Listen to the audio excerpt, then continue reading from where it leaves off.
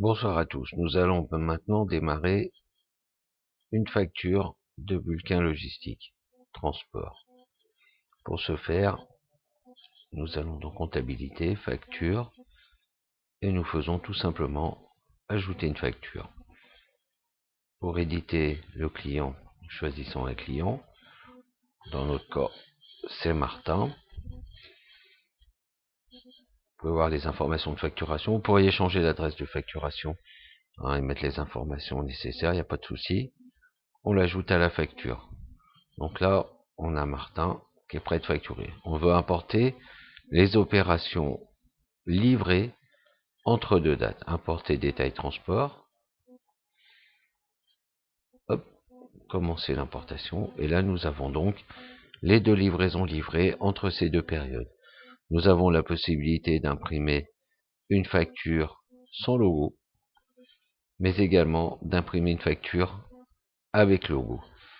Facture avec logo, nous avons aussi la possibilité d'exporter cette facture au format RTF, Open After Export, OK, enregistré, format RTF qui nous permet d'ouvrir le document généré avec OpenOffice ou Word ou tout autre document traitement de texte.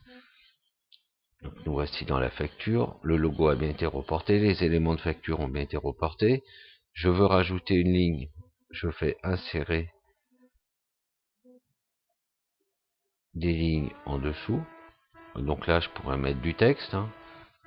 Alors, si je voulais rajouter quelque chose ici, il faudrait que je choisisse une police noire. Attendez, il faut que je le resélectionne. Noir, parce qu'on l'avait mis transparent pour éviter que ça apparaisse à 0. Donc si nous rajouterions des chiffres ici, il faudrait changer la couleur de la police. Et il faudra bien penser également à refaire l'addition, qui sera plus du tout juste. Voilà, mais ça vous permet très facilement de reprendre des opérations de facture depuis le logiciel et de créer une facture, de la personnaliser à vos goûts avec votre éditeur de texte préféré. Enregistrer, oui. Donc ce qui nous intéresse, si certains éléments de la facture se reportent pas et sont mal enregistrés, vous pouvez regarder dans les formats la table maître de la facture et rajouter ces informations à la main si elles manquent. Ce que vous pouvez faire aussi, si une information répétitive n'était pas reproduite, et bien tout simplement, vous me passez un petit mail et vous m'expliquez ce qui manque pour que la facture vous satisfasse au mieux et je ferai en sorte d'arranger les choses si possible. Alors vous pouvez voir que bon, l'idée, ça nous intéresse pas, l'idée facture, c'est la facture numéro 15. Là, il y a un petit quelque chose qui est intéressant pour nous, c'est cet ordre de tri. Vous voyez qu'ils sont par groupe. 1, 2, 1, 2, 3, 1, 2, 3. Donc il y a un groupe ID tri et un ID tri. Ce qui fait que vous pourriez rajouter une ligne. Bon, si ça va le faire. Hop. Et donc là, si je mets 1, 4 et que je rajoute du texte, quantité, je mets rien du tout, blabla, il va bien se situer à la fin du premier groupe. Donc là, ce qu'on va faire, c'est... on va le valider comme ça.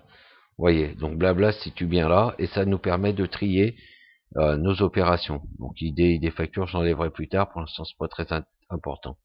Je peux recalculer la facture ici si j'ai rajouté une ligne, par exemple là, Aion 1 à 12,50 € par exemple, 12,50.